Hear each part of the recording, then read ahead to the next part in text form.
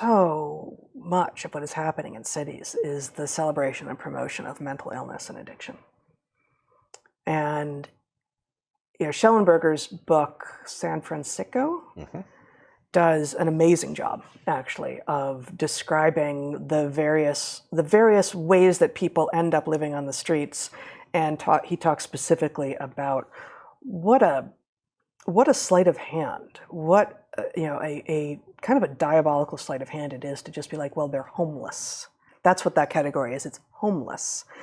Because that then allows people, many of whom are well-intentioned but wrong, to say, well, if your problem is homelessness, then what you need is a home, right? And so, then we have all these things springing up, all these organizations springing up. Like, what we need to do is like, you can't do anything about any of this until you have a home for them. Like, that's the only solution. It's like, actually, there's a lot of categories of people who are living on the streets.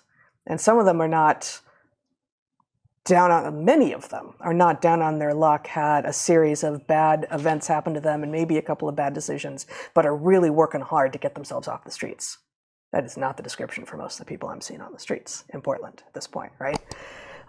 Too much of it is at least partially facultative, that is to say by choice. And too much of it may have started that way and then it's compounded by mental illness, by addiction. And the way to deal with drug addicts passed out on the streets with their pants around their ankles is not to gently ask them if they'd like cleaner surroundings in which to get high. That's not it. Yep. That's not how you do it. And similarly, the way to deal with anxiety is not to encourage and promote it. And I was thinking about going into a whole riff about Willamette Week. I don't know that we really want to do that. So Willamette Week is the Portland's free news weekly, of the sort of which exists in many, many big cities. LA Reader, Seattle. No. What Katie Herzog used to write for. I can't think of what the Seattle one is called. Anyway, I'm sure there will be people in the chat who figure it out, or Zach's about to figure it out. The free news weekly is a thing, and it's always been, pretty left-wing, and it used to have sex ads on the back pages, but it always has, like, in the last third or half is like, what's happening in the city this week? Here's the live events, here's the music, here's where to go, here's the things that are happening. And when we first moved to Portland, I started donating to them on a monthly basis. I love a good free news weekly, and then they just took aim at us. They totally went after us, really despicable, and our book. And I don't know. I stopped giving them money at that point. Yeah, I think that was at least defensible. I mean, it wasn't a make it or break it for them, I hope, level of money, but for God's sake. Did you figure it out, Seattle? The Stranger. The Stranger, that's right. That's the Seattle version of Willamette Week in Portland. Anyway, I will say that as despicable as they became, I went looking, I picked up, I have here the most recent, I can't even find it now. This is the most recent Willamette Week from this week that I just picked up when I was in town. And I looked at their endorsements also for the election. And I gotta say, I'm a little shocked that they are doing a much better job of being careful than they have been. And the easiest example to use here is Portland, of course, has been managed completely god-awfully for, through COVID, and, presumably before that then as well, but that has been particularly revealing. And one of the ways that it has been driven into the ground is by the city councilwoman, Joanne Hardesty. It's completely awful, like really made so many bad decisions, managed to get the police defunded before finally it was not totally defunded, but largely defunded. And then the funds were ultimately returned at the point that the homicide rate spiked. Like, all of the stupid things that we're hearing about. Largely those policies were coming from her, and then they were adopted by city council. She was a city councilwoman. And in May of this year, Willamette Week endorsed her in the city council race. And there were lots of people running, and in the primary, two people got the most votes such that they were in the election this last week, which was Joanne Hardesty and Renee Gonzalez, who we actually had the good fortune to meet at an event back, I don't even know, right, I guess before the primary sometime, so in May or something of this year, April or May of this year. And he seemed great. And he indeed became her only contender in the election. And Willamette Week switched their endorsement. And they actually wrote an explanation of why and said, Hardesty is no longer the right person for Portland. She has demonstrated that she is not doing what's right for Portland. And they endorsed Gonzalez. And Gonzalez actually won. And good for Portland. There's a whole lot not going on right for Portland right now, but congratulations, Renee. That's awesome. A sign of hope. It is a sign of hope. And it was also a sign of hope when I saw that. And there was a number of other things in Willamette Week that I thought, maybe they're getting a clue. That would be awesome. That would also help, because that is, of course, a publication that is read by the most entrenched, the people who are least likely to have models of what their opinions are, as opposed to having received wisdom from on high, which in some cases might be Willamette Week. I look forward to their apology. Yeah, that's not going to happen. To us, you mean? Yeah. Yeah, that would be great. A number of them are due, in fact. Yes. So all that said, which is my, actually cool, keep on doing that. However, they're still publishing comics like this one, Zach, which I hope you have ready, called Anxiety Garden. And I'll just read it for those who are listening and not watching.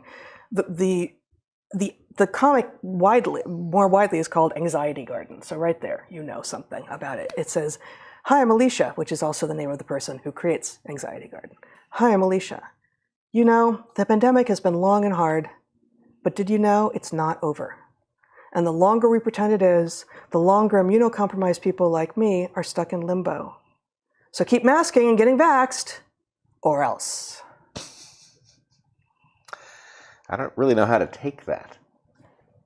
So I went to this person's website, and this person's website describes them as, "Alicia Gatlin is a queer, disabled, non-binary comic artist making zines about rheumatoid arthritis, mental health, and niche interests."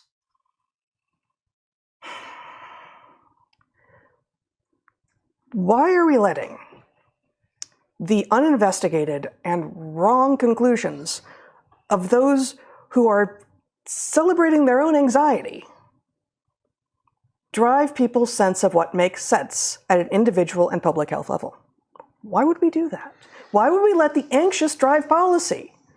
The anxious are specifically anxious, which is getting in their way of making sound decisions for themselves and others. So I want to link this up Yes. to where you started. Yes, it does link. I just didn't quite see the way to shoehorn it in, so go for it. So there's a short circuit.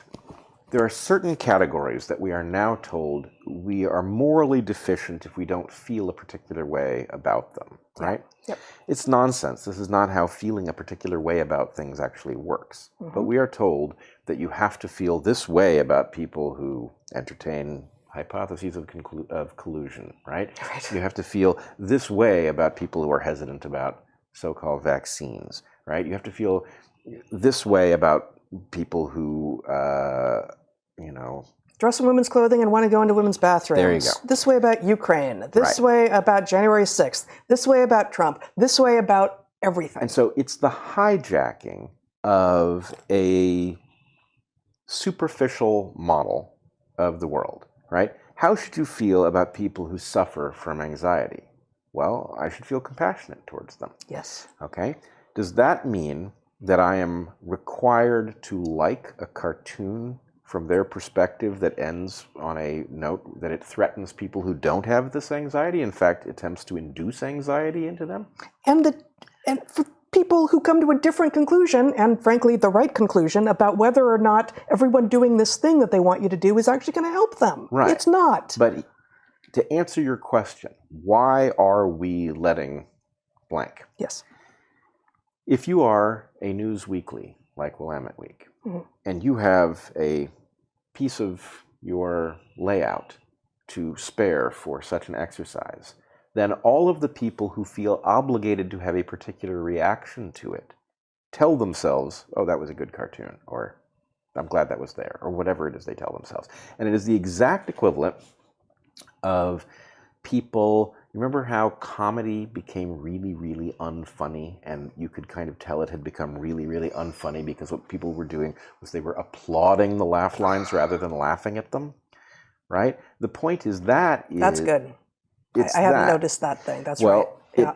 It's that same thing. So you imagine that this comic, which isn't funny, and by the way is threatening, Yep. right, causes people to do the equivalent of applaud something that they don't really believe in, because the point is the applause is about, I'm signing to that, Are you an anti-vaxxer? No, I'm signing on to these vaccines, that kind of thing, right?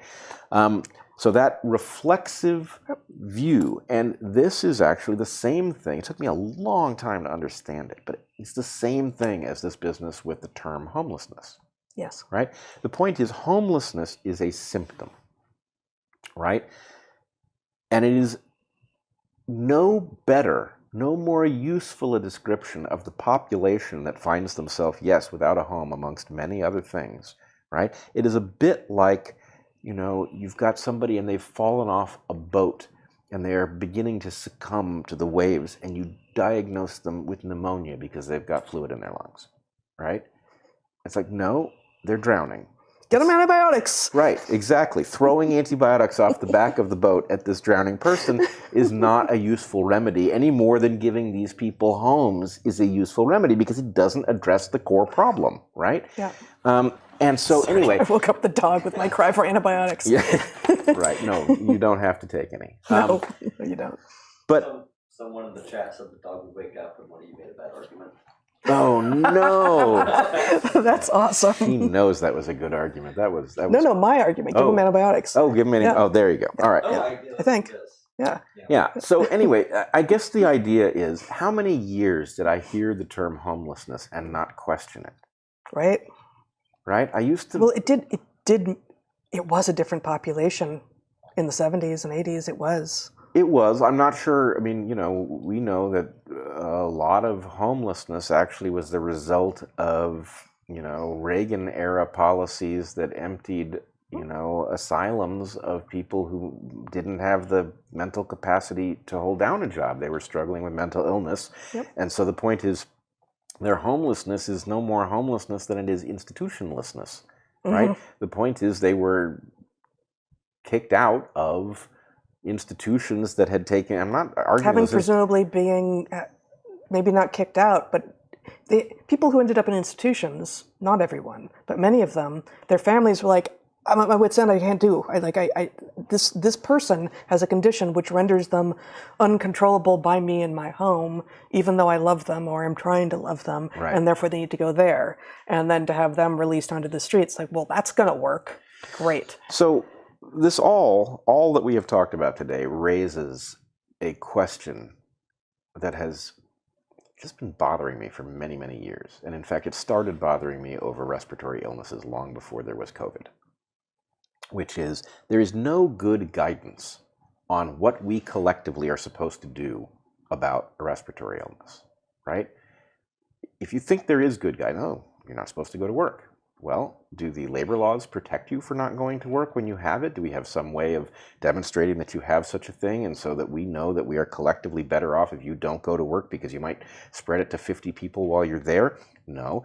If you think there's good guidance, where's the threshold? Are you supposed to not go to work for a cold? Right. Arguably, we shouldn't go to work with a cold, but then you would. How about if you don't have sick leave and you're working an hourly wage? Right. So the point is, there is no guidance on, yes, we are not supposed to go to work when we have an infectious disease that we might communicate to others that we have contact with in the course of our work, right? Mm-hmm. There is no guidance. You are supposed to infer something that is incompatible between your responsibility to other people and your responsibility not to lose your job, mm-hmm. your responsibility to your family to keep the roof over their heads. Potentially to your employer as well, with regard to, like, I'm on deadline, I got to get the thing done, whatever it is. Right. Yeah. And COVID actually began, it did a terrible job of it, but it began to have a discussion. How is this disease spread? Finally, we're going to talk about that, are we? Right?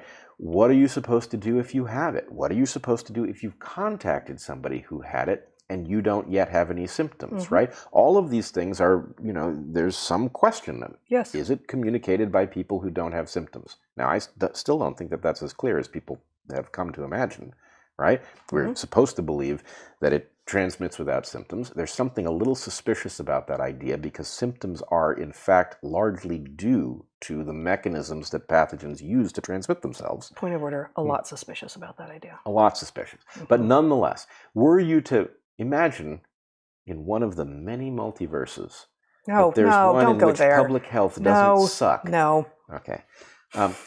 Imagine sometime in the future, after our species has gone extinct and been replaced by another back to that the is multiverse, more, then. Okay. Imagine in some other version of the multiverse, public health does not suck. And what it does is it studies the way disease actually transmits. It puts forward that information, and then experts who are actually expert in something discuss what the best policy is with respect to a cost-benefit analysis that is made explicit. In other words, we're not going to get an infectious disease to zero, right? Have you become a utopian then?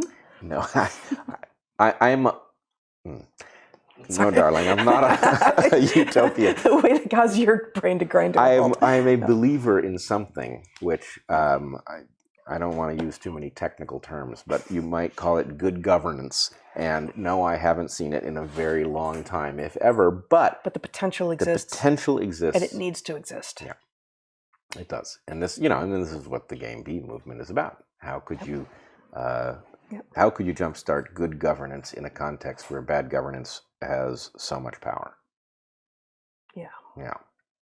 All right, I'm back from the multiverse. I'm not a believer. For those of you who are feverishly writing angry letters, I don't believe. I do believe in a very small amount of free will. I don't believe in the multiverse, and